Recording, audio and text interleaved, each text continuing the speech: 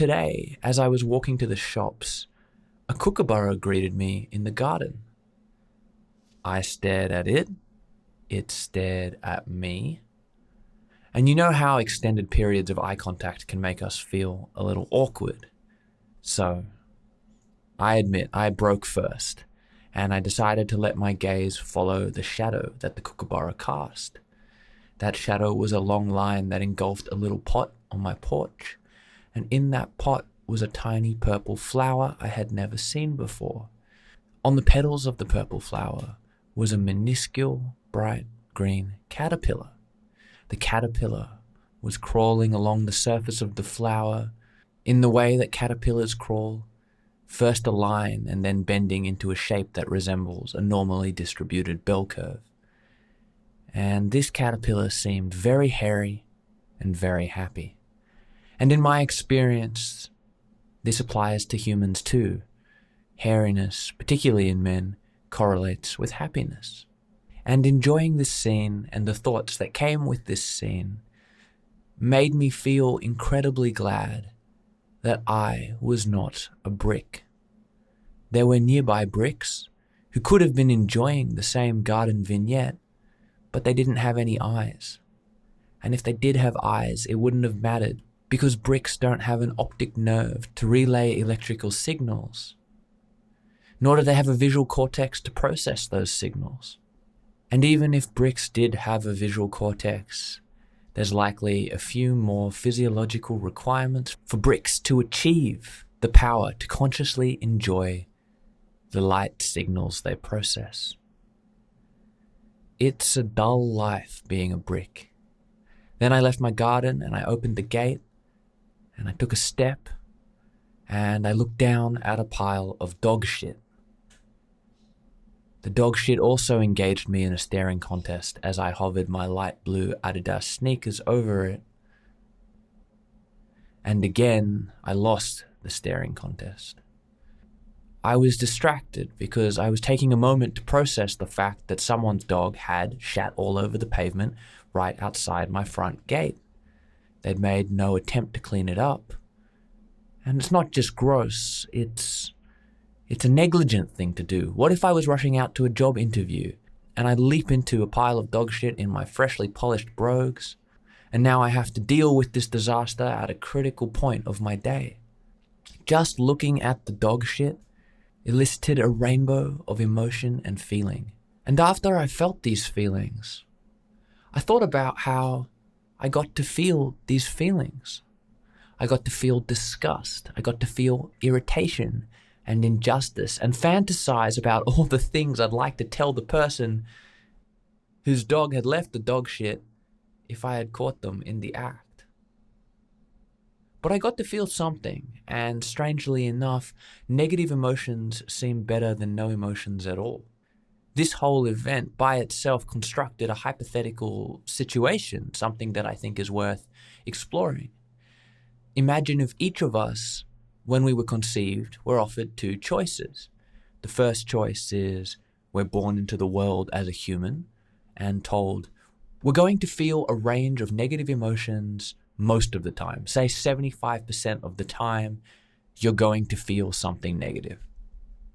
But the flavor of the negative emotions is varied, and they'll visit us in different magnitudes, anywhere from slightly annoyed to extremely depressed. The other 25% of the time, we'll get to feel a range of good emotions along the same spectrum, say from reasonably contented to positively ecstatic.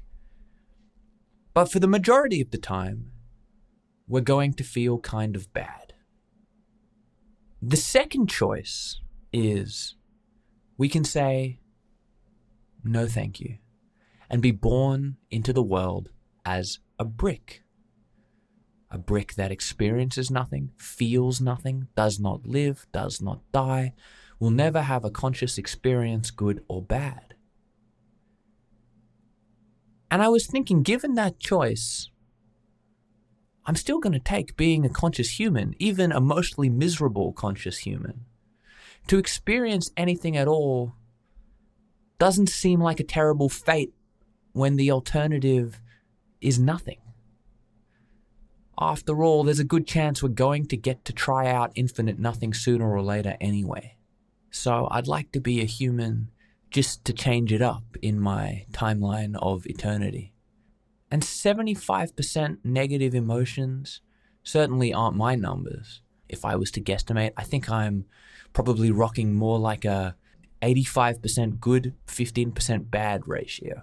And if you flipped it, made it 85% bad and 15% good, I'm still taking being human over being a brick. And it reminded me that it's not just nice to be conscious, it's incredibly lucky. I've done some broad mathematics here, and I'm going to use mass as a very crude proxy for probability, but I think it paints the picture of scale well.